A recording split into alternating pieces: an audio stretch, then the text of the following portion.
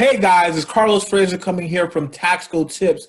And today we're going to talk about the first $10,200 of your unemployment may be non-taxable if it gets passed in the Biden's tax plan that's coming out in a couple of weeks. There's a couple of things that we're going to definitely talk about. One, the 4 points you have to know about this new tax law change. Why only 10,200? Why not all of it? Like, what's going on? Some examples of how this would work and how we believe the calculation would be. And last but not least, should you file an amended return?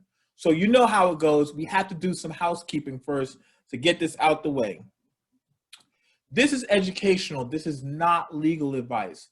This site is purely educational. This video is purely education and is general and information and matters. And this is not legal advice. I am not your accountant. You have to speak to your own accountant about the items that may affect you. So now that we got that housekeeping out the way, boom, let's move on and get deep into it. So the Democrats on March 5th of 2021 closed on a deal to provide tax relief for unemployment recipients. And there's a couple of things you need to know, 4 things exactly. The main facts of the bill is the agreement would waive the first $10,200 of unemployment compensation if passed, because this did not pass yet. As of right now, March 6th, this did not pass. But if it passed, the first 10,200 would be waived from unemployment. Now, this would apply to all unemployment, which is really good. Traditional unemployment that you get from your state, it would also apply to the pandemic unemployment and the pandemic emergency unemployment compensation. This is amazing because this covers all of those parameters. It would only apply to tax year 2020 as we hear for it now, but it may drip into 2021, but right now only for 2020. And if you have already filed your tax return, once this law passed, more than likely around March 15th, then you would have to amend your tax returns. And we're going to go into should you amend and when you should amend. So how did they come up with the 10,200? It should just be all of it. Why are you even stopping at 10,200? And the reason why is when COVID hit last March, almost a year from now in 2020, boom, the world got quiet. It felt like nothing was happening. But you know what was happening? People were losing their jobs, but they still had to put food on the table.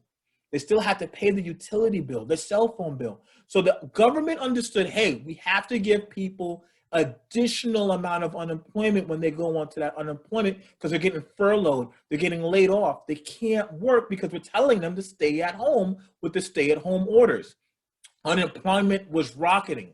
So what the government had to do, they enacted a bill and they said, hey, the 10,200 is basically, we're going to give you $600 for 17 weeks on top of the regular unemployment that you have. We're going to do this from March to July of 2020 because that's how long we think it's going to last. The prior administration thought it was just going to disappear around July 20th and things would go back to normal, which we know that's not the case.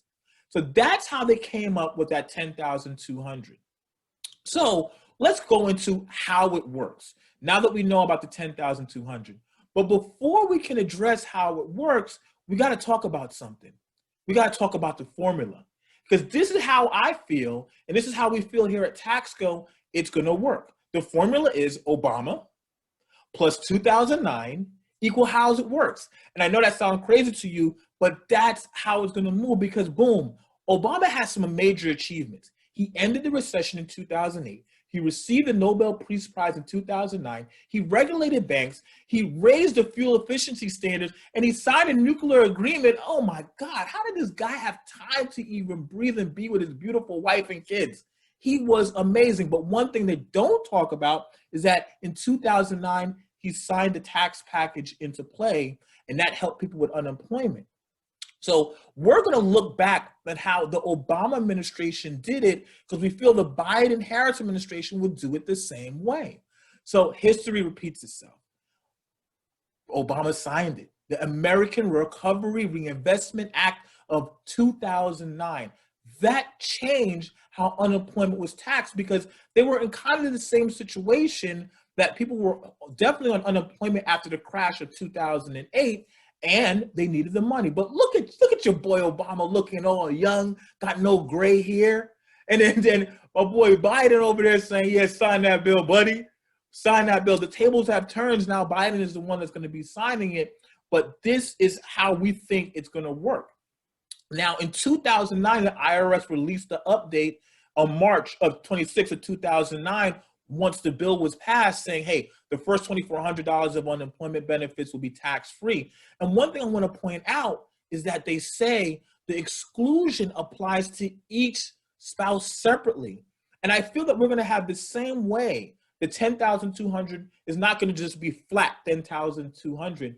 It may be $10,200 for the taxpayer and $10,200 for the spouse. So a joint married couple can have almost a $20,400 exemption from unemployment on their tax return for 2020, which is amazing.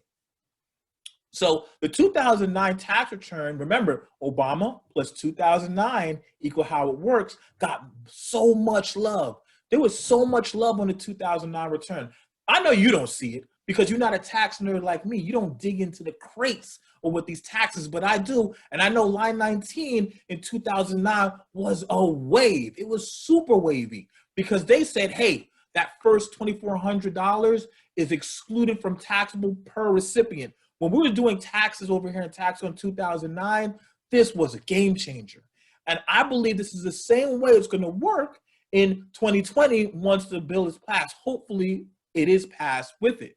So let's see some examples, because you know I love showing you some examples so you can understand how big this move is really going to be.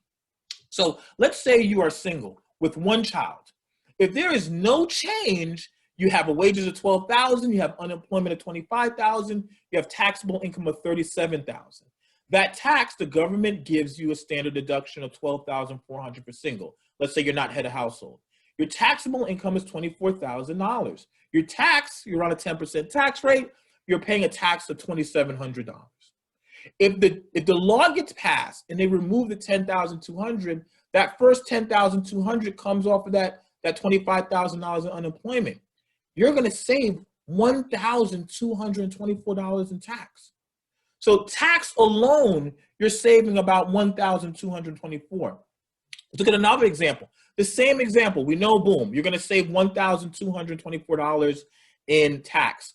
But then that changes also because let's say you have a child, the child tax credit is $2,000 per child right now. That tax credit goes against your tax first. So the $2,000 goes against your tax first. That's how the ordering goes. Then you're going to owe $758. Imagine your accountant calling you up saying, hey, you're going to owe $758. You're going to be crazy mad. You're going to lose it. But what if they called you and said, hey, you're going to get a refund of $446 because now that the tax is lower, the ordering gets different. That $2,000, only $1,534 goes to the tax because remember, the child tax credit goes to the tax first and then it's refunded to you. You're going to get a refund of $466. That's better than owing $758. You just saved $1,690. And that's just one example. There's so many different calculations because we can look at, hey, if you get earned credit, what if you have child tax credit? What if you have educational credit? What if you want to qualify for something else? It always keeps on changing. So this is going to be a game changer, but it's going to be a nightmare because I know what you're thinking. I could see it in your eyes. Should I file an amended return right now, Carlos? I filed my return already and I owed because of unemployment. I owed, or my refund got lower. So the first thing I would say is, like, if you owed, I would definitely look at maybe filing an amended return so you could pay the difference. But in most cases, it will not be cheap to go into a tax office in March or April to ask for an amended return to be filed. Why? So the amended return has to be reconstructed. You have to recreate the return, especially if you're going to a new tax return preparer. After they reconstruct the return, they must correct it. And I know you're thinking, oh, they just take off the $10,200. But it's more than that. You saw that other example. We have to look at what other things do you qualify for? Do you qualify for additional child tax credit? Do you qualify for additional earned income credit? Do you qualify for more educational credits? Does it change the calculation of how much we can do if you own a small business? Should we do at the look back? Should we look at 2019 and look back, or look at 2020? There's so many changes that they have to look at in that. Then they have to do a special form called 1040X to reconcile everything. And then we have to look at the states. We are here in New Jersey. We have 3 offices in New Jersey and 1 satellite office in Plainfield. But over the pond in New York, boom, you have to pay taxes on unemployment. So if you are in a state that pays taxes on unemployment, you have to do an amendment to the state return also. So this takes time, and time is money. So if you are thinking about amending, just know you're going to be charged money to amend return. It doesn't sound fair, but the preparer has to take time out to do all those 5 steps. In addition to that, it's not going to come anytime soon. If you go to the IRS website right now, they let you know off top, bang! If you're filing an amended return, we have COVID issues. If you're filing a paper one, it's taking anywhere from 6 to 9 months. If you're filing electronically, we almost are having the same amount of time, 6 to 9 months. And if you change something on the return in addition to the unemployment, it may take longer. If it's just the unemployment that's changing, it may go through faster. Then last but not least, you're gonna have to constantly check it. You're gonna have to go into where's my amended return tool on the IRS, which I'll put a link to constantly check it. The fact of the matter is, once this bill is passed, it's gonna change the game. If you haven't filed your return, I would wait till the tax bill is passed to file your return. I thank you for listening. Don't forget to like, comment, share, and subscribe. And thanks for watching. This is Carlos Fraser from Tax Go Tips, and have a great day.